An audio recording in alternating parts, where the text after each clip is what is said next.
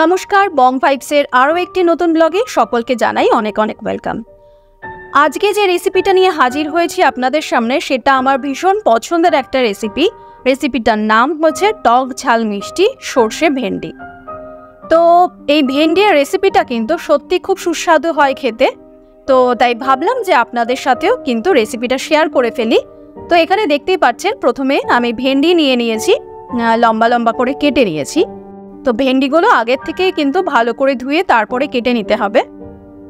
তো এইদিকে কড়াইতে নিয়ে নিয়েছি সর্ষের তেল। তো প্রথমেই যেটা করব, ভেন্ডিগুলোকে হালকা একটু ভেজে নেব। তো কমেন্ট বক্সে কিন্তু অবশ্যই জানাতে ভুলবেন না কারা কারা আমার মতন ভেন্ডি খেতে খুব ভালোবাসেন। আমি ভীষণ ভালোবাসি ভেন্ডি খেতে। তো এই রেসিপিটা এতটাই ভালো হয় খেতে যে আমি প্রায় বাড়িতে কিন্তু বানিয়েই থাকি।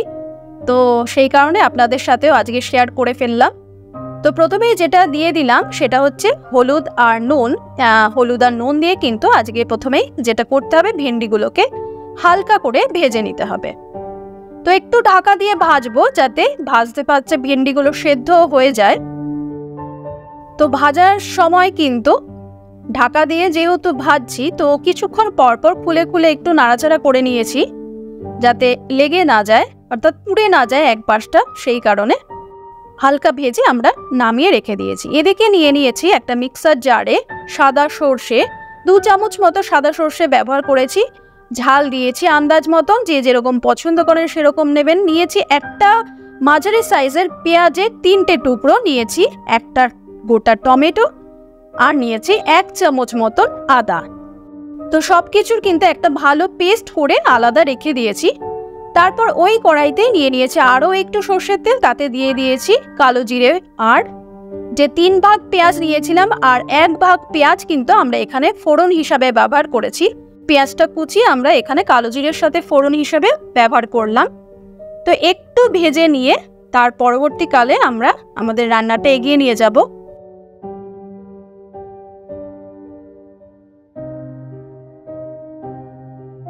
পেঁয়াজগুলো একটু ভাজা হয়ে গেলে দিয়ে দিলাম আমাদের বেটে রাখা মশলাটা।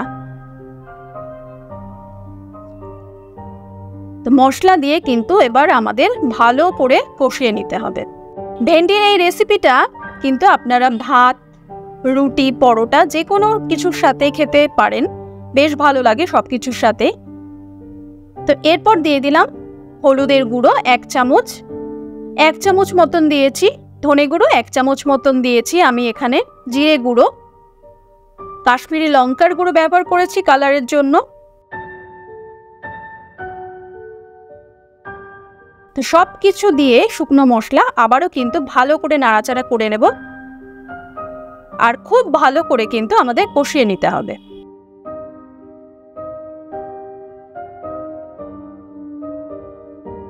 তো মশলা কিন্তু বেশ ভালো করে কষানো হয়ে গেছে, আশা করি দেখে বুঝতেই পারছেন। এরপর আমরা কিন্তু বাটি ধোয়া যে জলটা, সেটাও ব্যবহার করে দিলাম।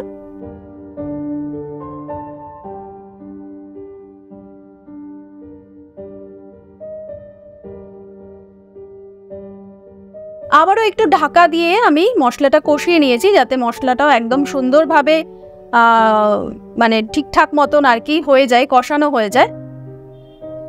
তো এই পর্যায়ে কিন্তু একদম খুব ভালো করে কষানো হয়ে গেছে মশলাগুলো, সুন্দর একটা গন্ধ বেরিয়ে এসছে, আর প্লাস হচ্ছে তেল ছেড়ে দিয়েছে মশলার থেকে। এরপর কিন্তু দিয়ে দিলাম আমাদের ভেজে রাখা ভেন্ডিগুলোকেও।